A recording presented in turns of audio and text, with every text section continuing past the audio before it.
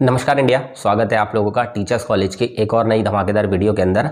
आज की इस वीडियो के अंदर DSSB के पहाड़ जैसे सिलेबस को कैसे कम समय में बहुत बेहतर तरीके से प्रिपेयर करें और कैसे एक स्मार्ट वर्क करें, क्योंकि बहुत सारे बच्चे हार्ड वर्क कर रहे हैं लेकिन हार्ड वर्क में आपको ज़्यादा टाइम डिवोट करना पड़ेगा और हो सकता है कि वो गलत डायरेक्शन में हो तो वो हार्ड वर्क उतना ज़्यादा रिजल्ट नहीं देगा आपको। ठीक है, और इसके अलावा अगर आपने 2 महीने के इस स्ट्रैटेजी प्लान के जो इस पूरी वीडियो के अंदर डिस्कस किया जाएगा, इस पूरे प्लान को अगर आपने 2 मंथ्स के लिए अच्छे से फॉलो किया तो यकीन मानिए आपके सिलेक्शन से कोई नहीं रोक पाएगा आपके DSSB की जॉब लगने से।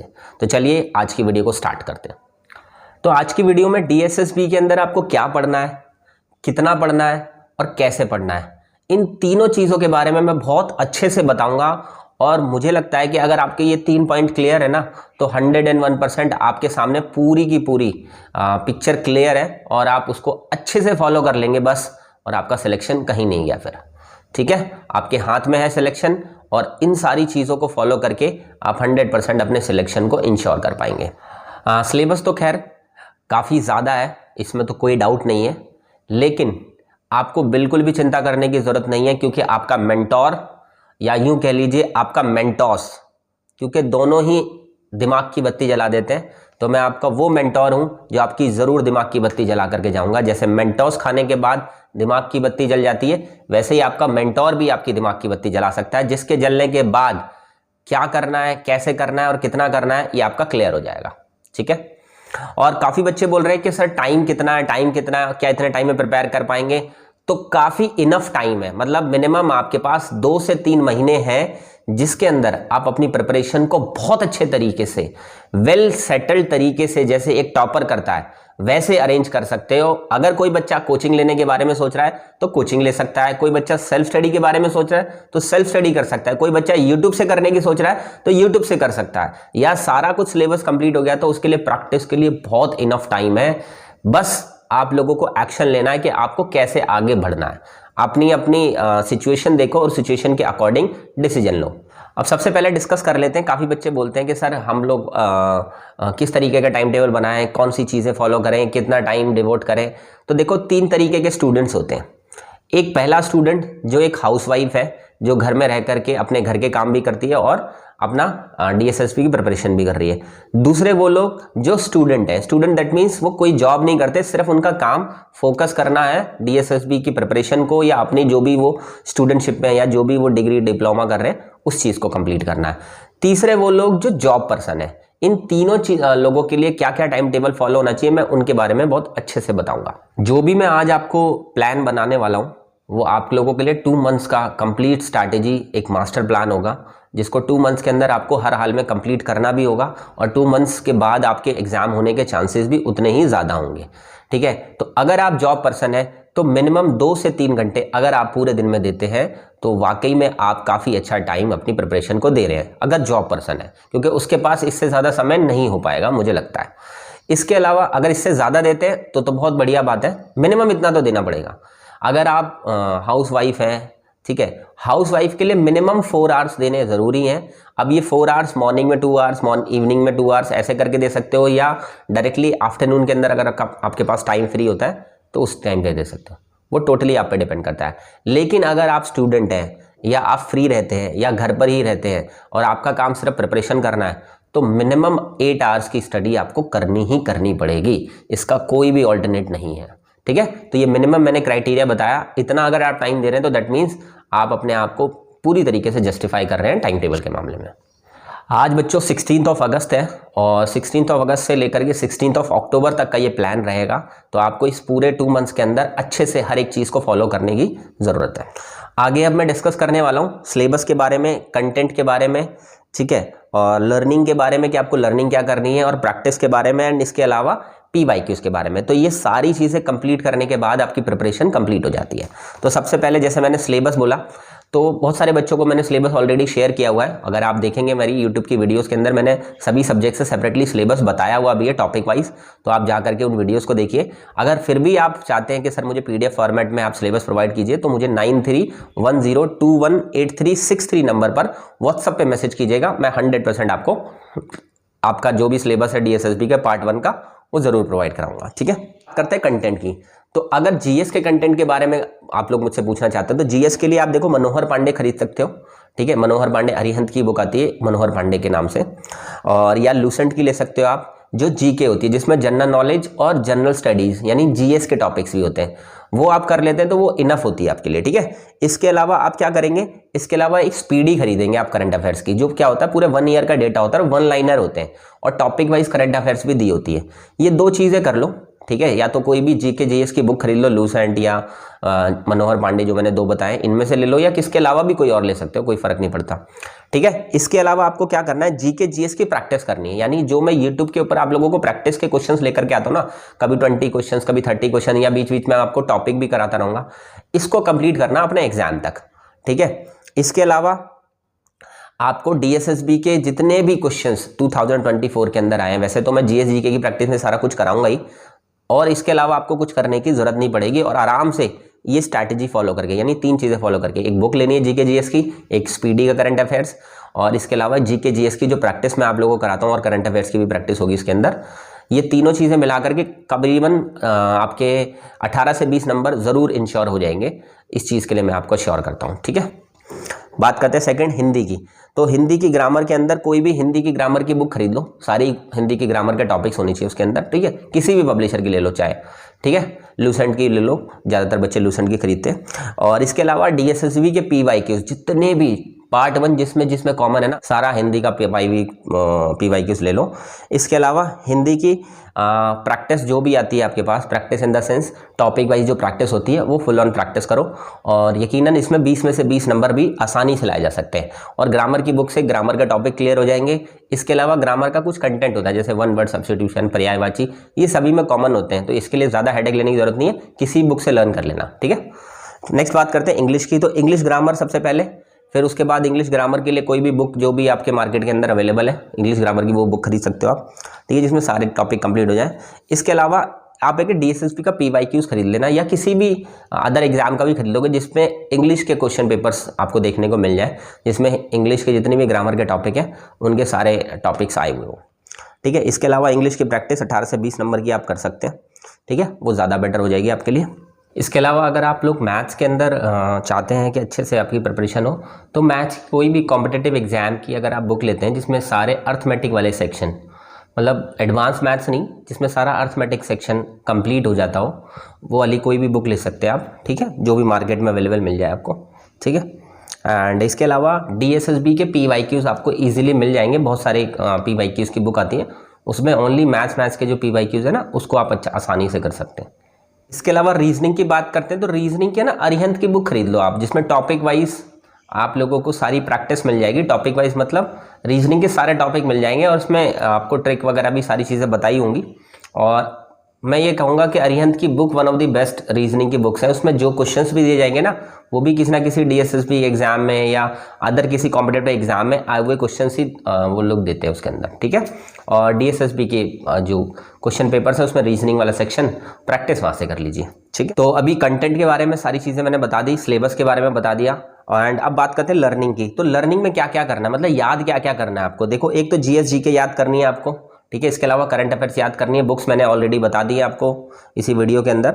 इसके अलावा हिंदी की वोकैबुलरी करनी है, हिंदी वोकैबुलरी यानी पर्यायवाची, विलोम शब्द, मुहावरे, है ना, अनेक शब्दों के लिए एक शब्द, इस टाइप की बहुत सारी चीज़ होती हैं जो कि सेम एज इंग्लिश में भी होती हैं, ठीक है। एंटोनिम्स, सिनोनिम्स, ठीक है, 1 word substitution, idem and phrases, तो ये इंग्लिश के अंदर एंड एज वेल हिंदी के अंदर, ये आपको दोनों। हिंदी में तो देखो लिमिटेड होती हैं, उसकी कोई भी आप बुक खरीदते हो उसके अंदर ये सारी चीज़ें देखने को मिल जाएगी, और यकीनन आप कोई क्वेश्चन पेपर भी उठाओगे ना उसमें ये वोकैब वाला सेक्शन देखोगे तो आपको मैच भी कर जाएगा, ठीक है। इंग्लिश में थोड़ी अनलिमिटेड होती है, उसको ज़्यादा पढ़ना पड़ेगा, ठीक है। इन तीनों चीज़ों के लिए आप क्या कर सकते हैं, जीएस जीके के लिए तो मैंने बुक्स बता दी हैं, करंट अफेयर्स वगैरह भी आप स्पीडी की बुक खरीद सकते हो। बाकी हिंदी और इंग्लिश की वोकैबुलरी के लिए आप मुझे व्हाट्सअप कर सकते हो, जिसमें 9310218363 नंबर पर व्हाट्सअप करके मैं आपको ये इंग्लिश के और हिंदी की दोनों की वोकैब दे दूंगा, ठीक है।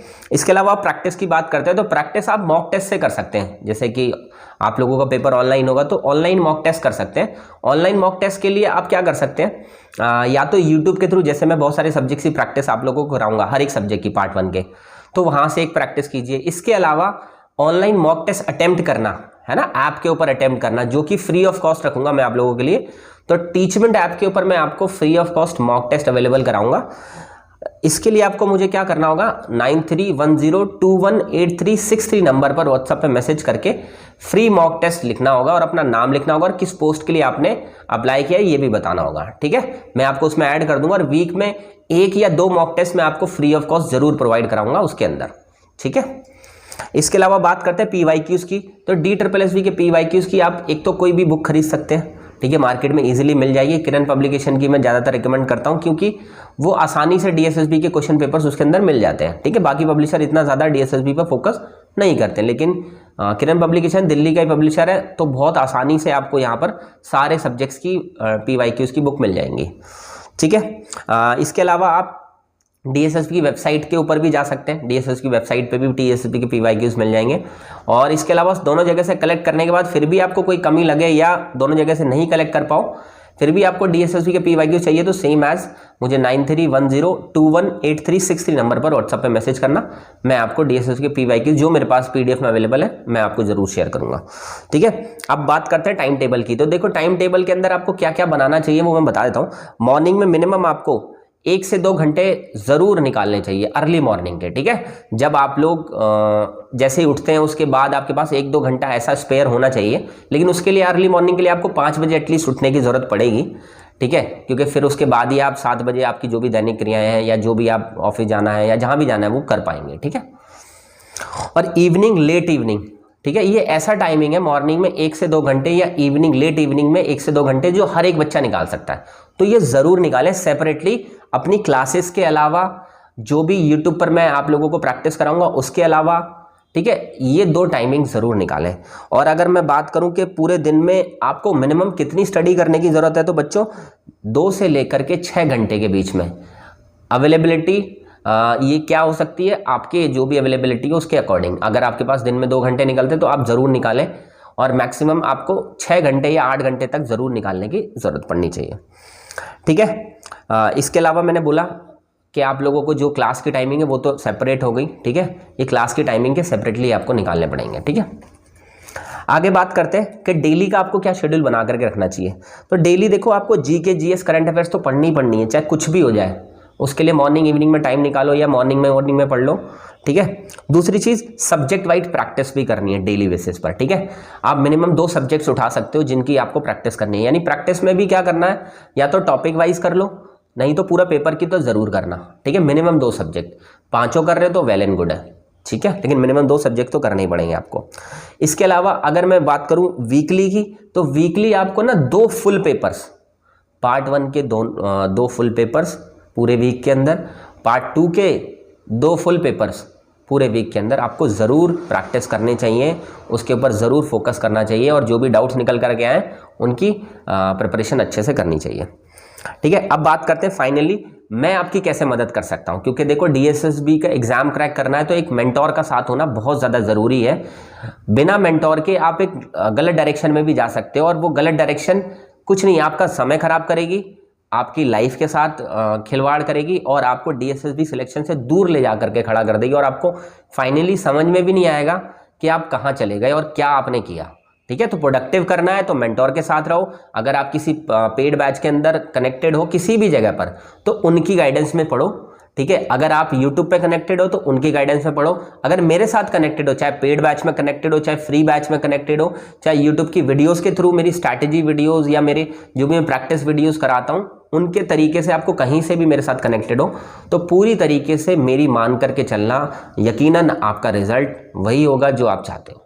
ठीक है, तो मैं आपकी मदद कैसे करूंगा, जैसे अगर किसी बच्चे को इनमें से किसी भी तरीके के फ्री नोट्स की जरूरत हो, पार्ट 1 की ओनली।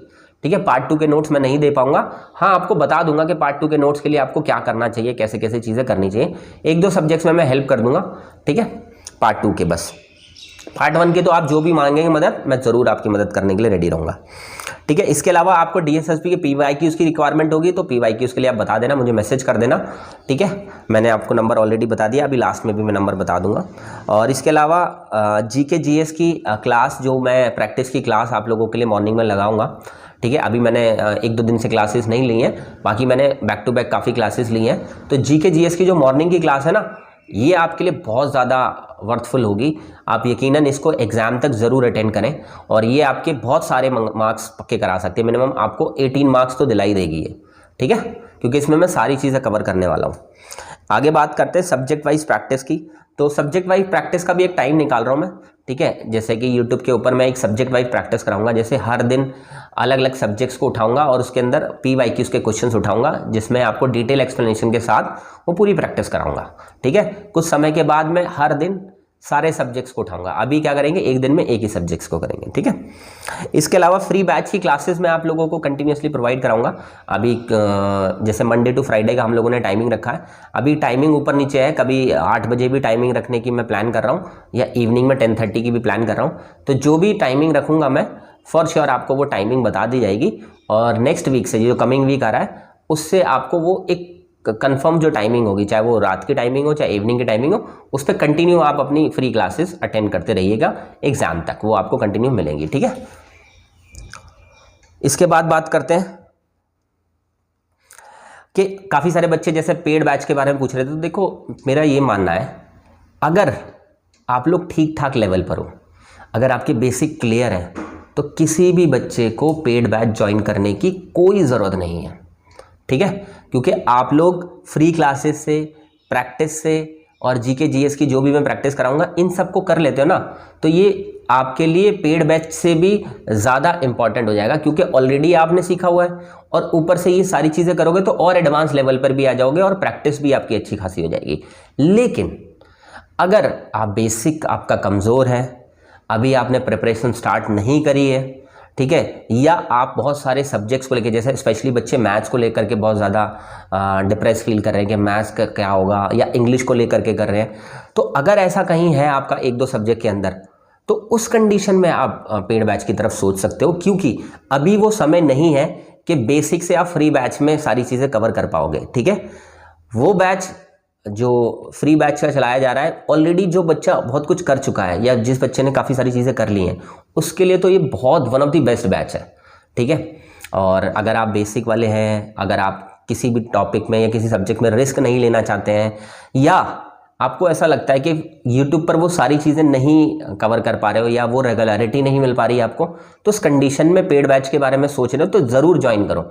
और ज्वाइन करने के मामले में मैं ये कहूँगा कि आप किसी के पास भी ज्वाइन करें, कोई फ़र्क नहीं पड़ता, ठीक है। सबसे पहले कोशिश कीजिए कि जहाँ आप रहते हैं वहाँ आसपास कोई ऑफलाइन सेंटर हो, वहाँ आपके लिए सबसे ज़्यादा बेटर, बस आने जाने का डिस्टेंस कम होना चाहिए, ठीक है, ध्यान रखना। इसके अलावा अगर आपके आसपास नहीं है कोई कोचिंग सेंटर, तो आप ऑनलाइन ट्राई कर सकते हैं। ऑनलाइन किसी के भी, जहाँ भी आपको ठीक लगे। अगर आप हमारे पास चाहते हैं तो फॉर श्योर आप हमारे पास भी कांटेक्ट कर सकते हैं, जिसके लिए मॉर्निंग में मैंने टाइमिंग जो रखा है वो 10 बजे का टाइमिंग रखा है और इवनिंग का जो टाइमिंग है वो 9 बजे का टाइमिंग है। उसके लिए आपको 1500 रुपीज़ में पूरे बैच के अंदर इनरोल करा दिया जाएगा, ठीक है, जिसकी क्लासेस एग्जाम तक चलेंगी। तो आप किसी भी, चाहे TGT हो, PRT हो, PGT हो, ठीक है, किसी भी लेवल का DSSB का एग्जाम क्रैक करना चाहते हो, जिसमें पार्ट 1 की पूरी प्रिपरेशन 1500 रुपीज़ में कराई जाएगी। और अगर आप PRT और NTT के कैंडिडेट हैं तो आपका कंप्लीट पेपर 1500 रुपीज़ में करा दिया जाएगा, ठीक है। तो जो भी बच्चे चाहते हैं पेड बैच के साथ ज्वाइन करके आगे बढ़ना, तो वो पेड बैच के साथ आगे कंटिन्यू कर सकते हैं। और यूट्यूब की चीज़ें तो उन्हें ऑब्वियसली सारी चीज़ें मिलेंगी एज इट इज़, ठीक है। तो 1500 रुपीज़ में, जिसके लिए आपको 9310218363 नंबर पर मुझे व्हाट्सएप पे मैसेज या कॉल करना है और मैं आपको उस बैच के साथ कनेक्ट कर दूंगा। अब लेकिन मैं एक ही बात कहना चाहूँगा, डिसीजन का टाइम यही है, डिसाइड कर लो, सेल्फ स्टडी से करना है फिर उसको कंटिन्यू रखना है, यूट्यूब से करना है उसको कंटिन्यू रखना है, ऑफलाइन कोचिंग से करना है तो उसको कंटिन्यू रखना है, ऑनलाइन कोचिंग से रखना है तो उसको कंटिन्यू रखना है। यही डिसीजन टाइम है। अगर आप 1-2 दिन के अंदर डिसाइड करके उस ट्रैक को फॉलो करते हो, यकीनन बच्चों आप जो भी नॉमिनल सी फीस पे करोगे किसी भी कोचिंग सेंटर में जा करके, वो आपके लिए बहुत वर्थफुल होगी, क्योंकि वो टीचर्स वो कराएंगे डायरेक्टली आपको जिस चीज़ की रिक्वायरमेंट है। नहीं तो आप खुद से जब बैठोगे ना तो आप वो सारी चीज़ें भी कर लोगे जिसके करने की कोई ज़रूरत नहीं है, ठीक है। चलिए, और एंड में मैं आप लोगों को बस यही कहना चाहूँगा कि अभी आपके पास 2-3 महीने हैं, 2-3 महीने जमकर अपनी प्रिपरेशन में लगा दो और 2-3 महीने के अंदर वो कमाल कर दो जो आज तक आपने नहीं किया। मैं बस एक ही बात और लास्ट में ये भी कहना चाहूँगा साथ के साथ कि देखो, जो अब तक करते आए हो ना उससे रिजल्ट नहीं मिलेगा। अब आपको वो करना है जो अभी तक नहीं किया, बस इतना ध्यान रखना, ठीक है, चलो मिलूंगा किसी और नए लाइव सेशन के या किसी वीडियो के साथ। तब तक के लिए all the best, may God bless.